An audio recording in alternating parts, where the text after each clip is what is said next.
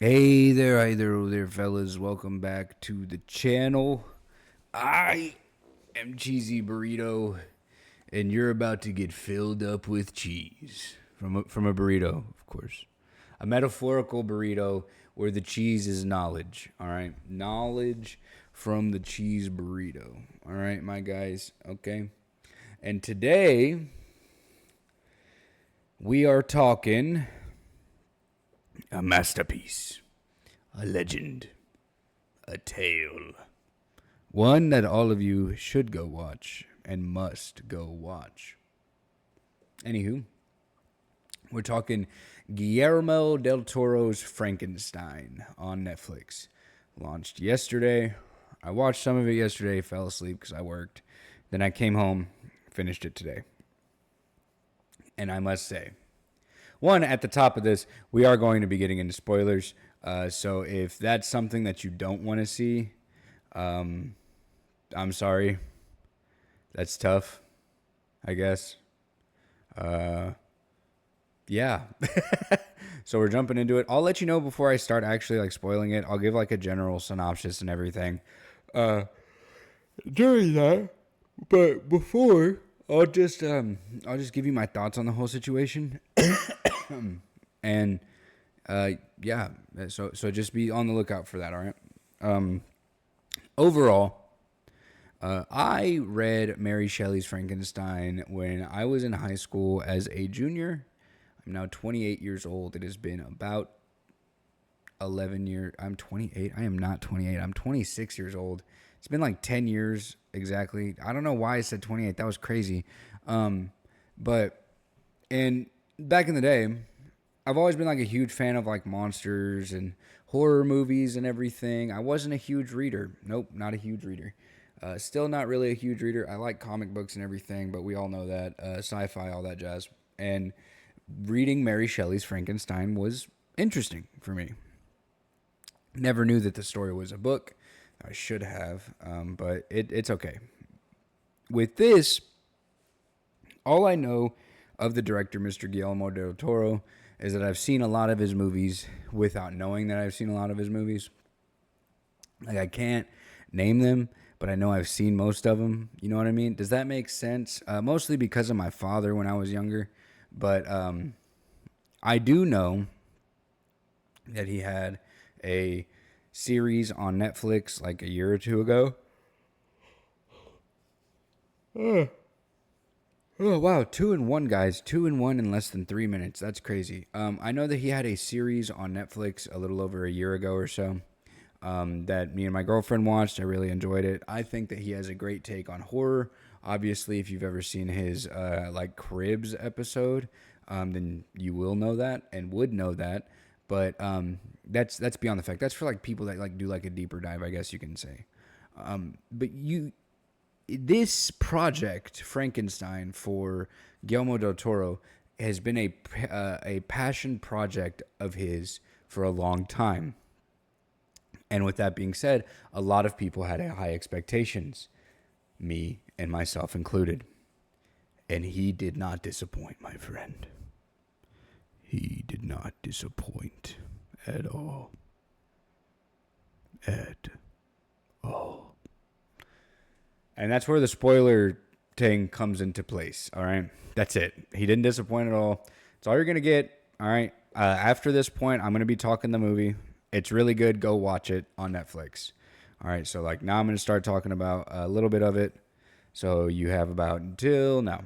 All right. So, with the movie, it is 2.5 hours long, which I think is a lost art. I feel like more movies need to be longer, like this at least, where you can like sit down and really get sucked into it and give time to flesh out the story, right?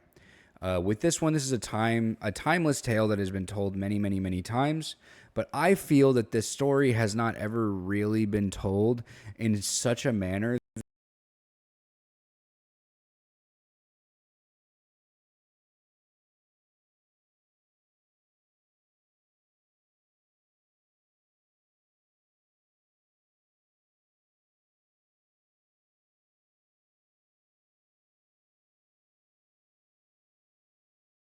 And that is More so of a personal gripe, and I think it's more so something to do with me getting older rather than the actual movie itself.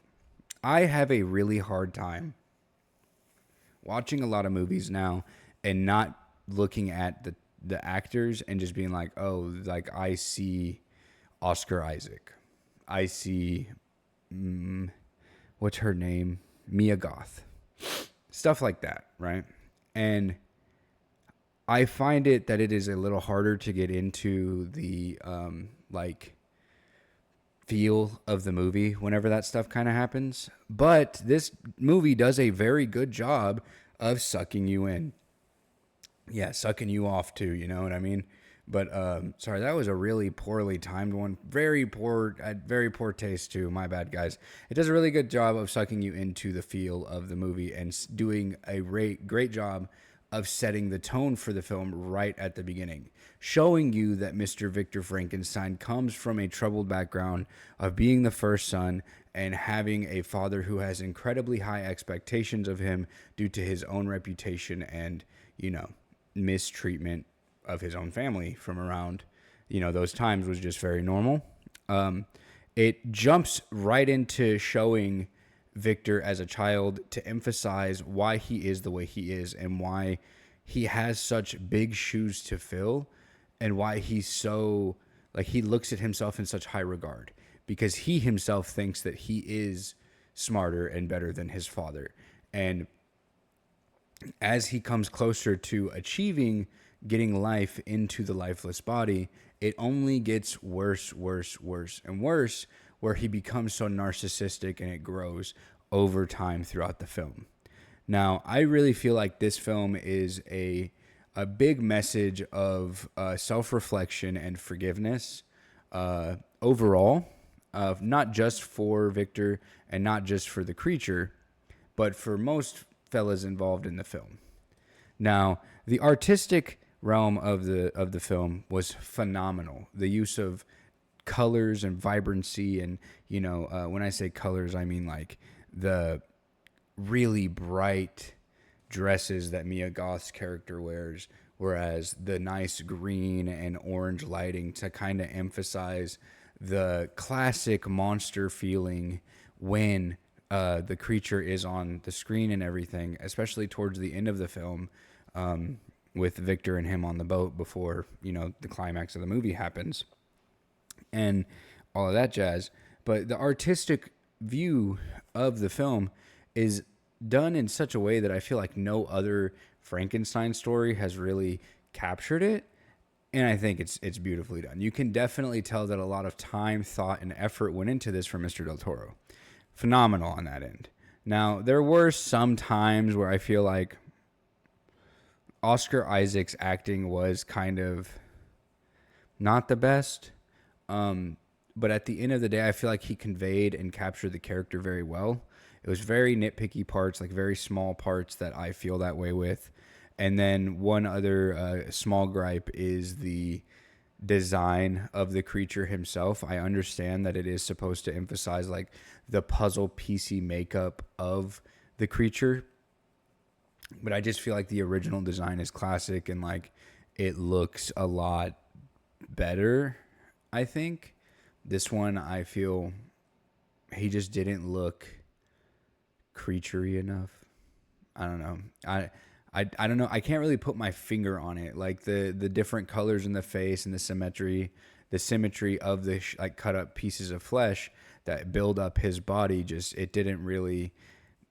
I didn't really care for it. Now, am I saying that like the design of the character itself was bad? No, I think that him being very big and low prosthetic and, you know, tall in stature, and the costume design, like the actual clothing that the characters wore, was spot on. I just don't really like the way that the creature itself looked, especially the blue coloring and like purpling in other areas. But that's a very small gripe. Overall, I think the film was really good.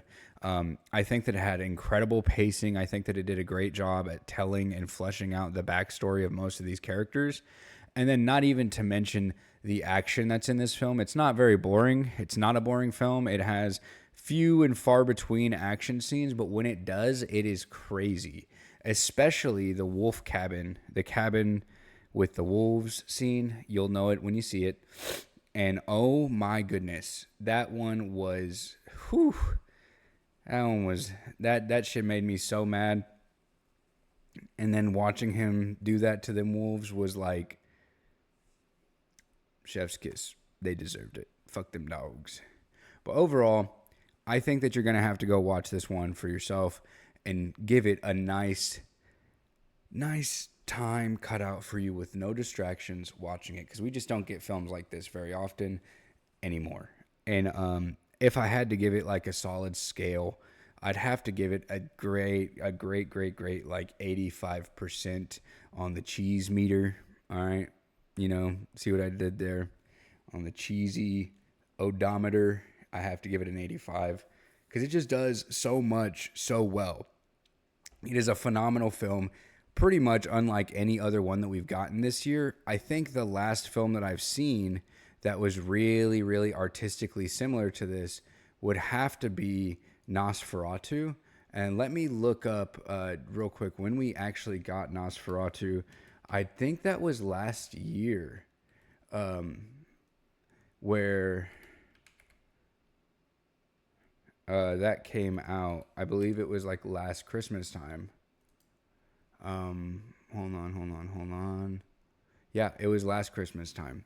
So this one is really like one of the best artistic, I guess you could say, horror films or, suspenseful thrillers of the year. And overall, I think you should go give it a watch. Drop some comments down below to give me your thoughts and feedback on the film, as I'd love to hear it and I'd love to reply to all of you guys. And I really do appreciate you for stopping by the channel. Hit that like, hit that sub, hit that share, and I'll see you guys tomorrow. Peace.